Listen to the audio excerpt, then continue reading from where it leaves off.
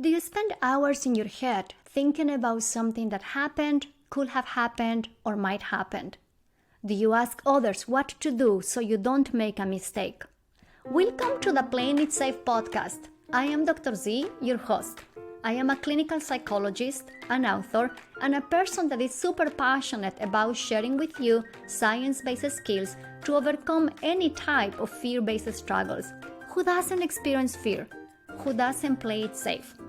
In this show, we will discuss how fear-based reactions happen in day-to-day life, how playing it safe behaviors look like, sound like, and feel like, how you can put into action solid tips from behavioral science to get unstuck from worries, fears, obsessions, and anxieties, and how you can start doing what works, what matters, and what you care about. Behavioral science doesn't have to be boring. Thanks for listening, and let's get started. Hello everybody and happy Wednesday. This is Dr. Z and I am back with another episode of the Playing It Safe podcast.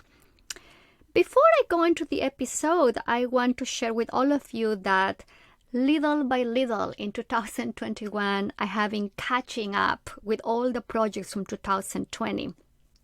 2020 was a very challenging year and it affected all of us at a global level. At a personal level, one of the ways in which the global pandemic affected my life was by creating this delay on every single thing I was working on. And I have talked about that in other episodes. That's how I decided to launch the podcast in 2020 instead of 2021. But the reality is that the last 9-10 months, I have been catching up with every single project from the year before. Believe it or not, for the first time in my life, I was behind like 6, 8, 9 months in different projects. And trust me, that was very stressful. If you have collaborated with me in one way or another way, you know that I am not perfect and I may get behind, but I won't ever get behind 6, 8, or 9 months. That's very unusual. And yet, I didn't have a choice. I literally didn't have a choice than acknowledging my limitations and doing the best I could with the resources I had. So 2021, I didn't add any other new project on my calendar, and I really focused on completing the projects from 2020. Not easy because I had to say no to so many things, and today I can tell you that I am almost done catching up with 2020. On that note, one of the projects that got behind because of the global pandemic was a book I was working on. This book is called Acceptance and Commitment Skills for Perfectionists and High-Achieving Behaviors. Do things your way, be yourself, and live a purposeful life. Oh my goodness, my heart is beating fast right now because this is the first time I'm announcing this book, and I have to say that it's a very humbling experience to do so. To start, I want to tell you right away that this is not a book in which you will read the usual cliches about high-achieving and perfectionistic actions, like perfectionist is the evil, you should stop trying to do things perfect, ditch your perfectionism.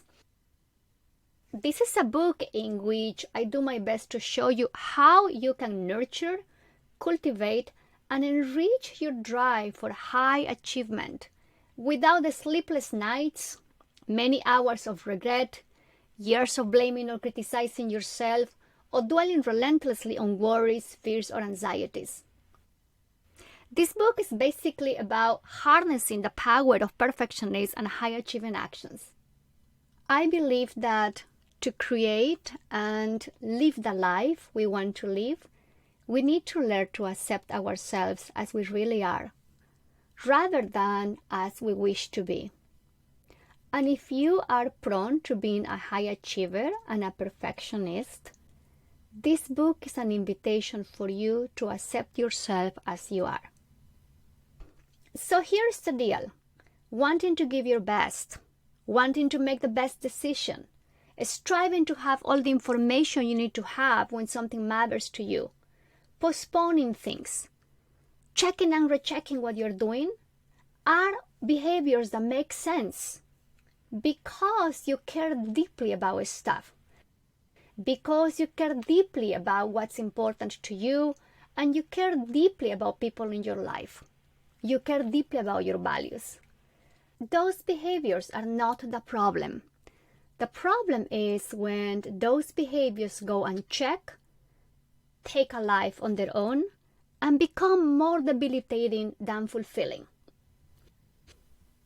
So in the book, Acceptance and Commitment Skills for Perfectionism and High Achieving Behaviors, I do my best to share with you skills to help you to harness the power of perfectionism, learn to accept yourself, learn to accept your fears, learn to accept the fear of being a failure, learn to accept the fear of making mistakes, and hopefully you develop a new relationship with all those fears, a new relationship in which you can be yourself, do things your way, and live with purpose.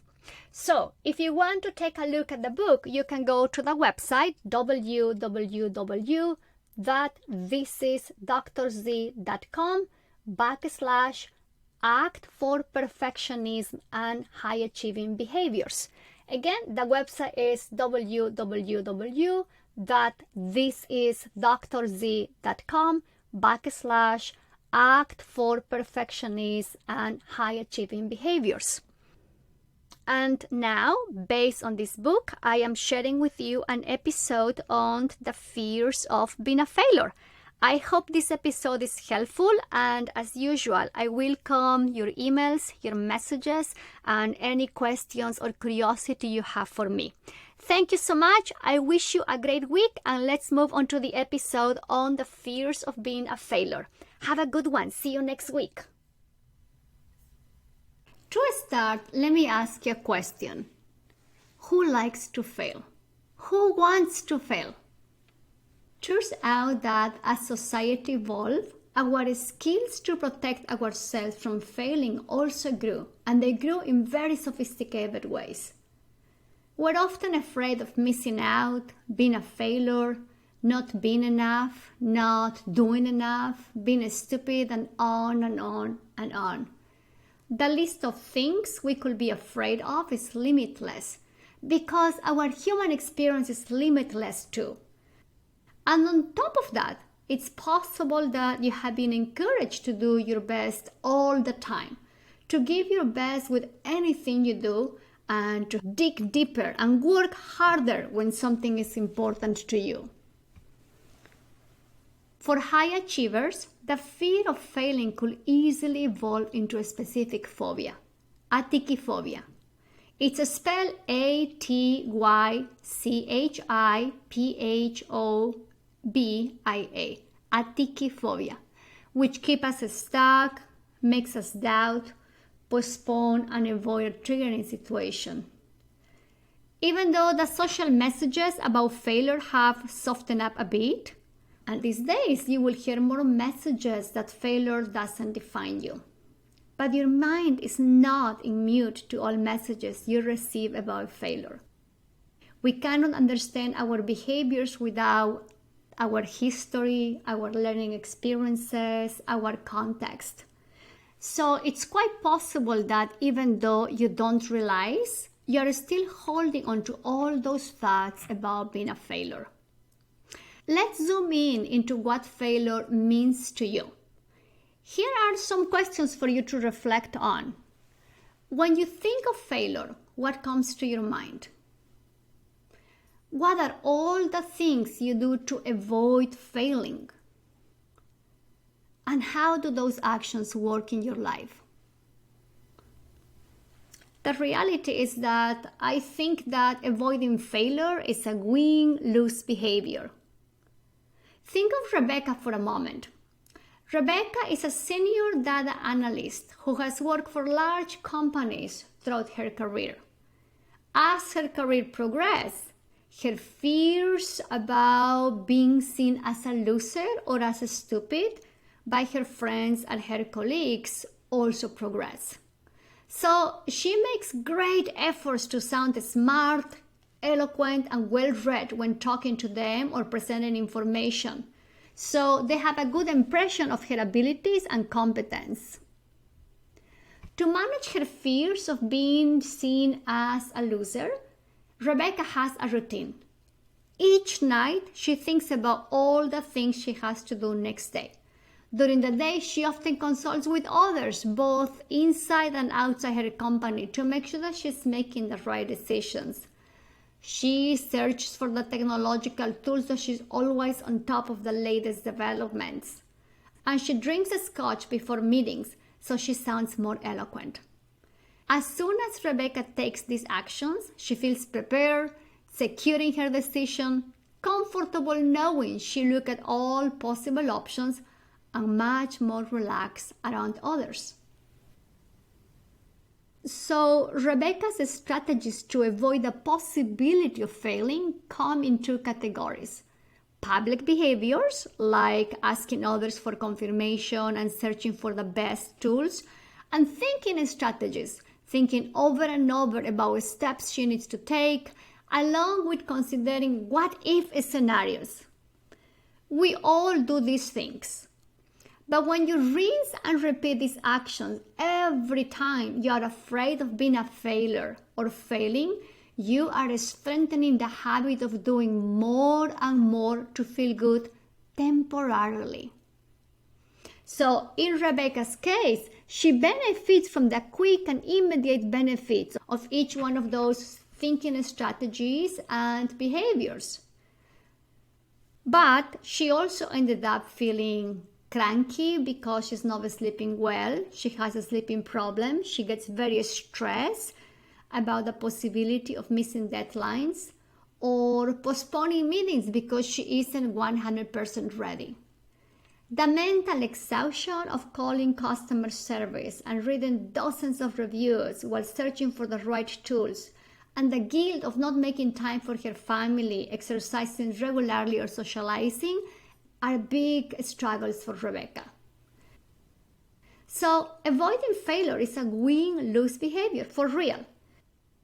Each time the fear of failing arises and you get some momentary relief from it by using all those public and private behaviors, the connection between the fear of failing and doing more and more to feel better gets stronger. And of course, as time goes on, your mind will push you to do the same all the time, no matter what the situation is or how much those actions are costing you in your life. I know it's hard to step back and unpack all your fears about being a failure. Some of the ways you handle your fears may work, others may not. Some may be sustainable, others may not be.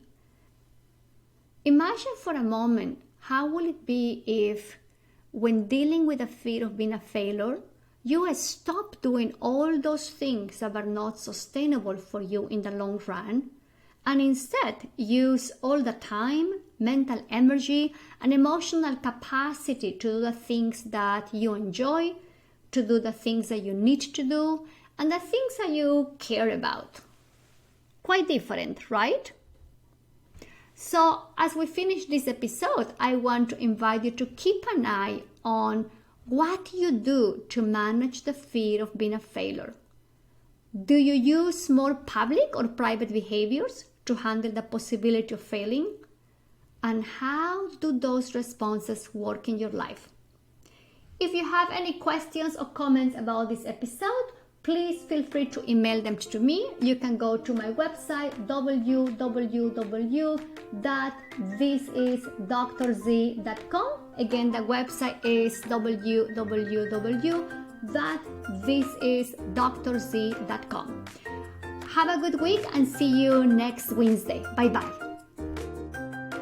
Thanks for listening. If you like this episode, I will very much appreciate it if you will subscribe and share this podcast with your friends. And if you're feeling extra generous, I welcome a review on Apple Podcasts. Show notes of this episode are in the website playingitsafe.zone. Make sure to subscribe to my newsletter so you can receive more tips to stop all types of unworkable, playing it safe actions. See you soon!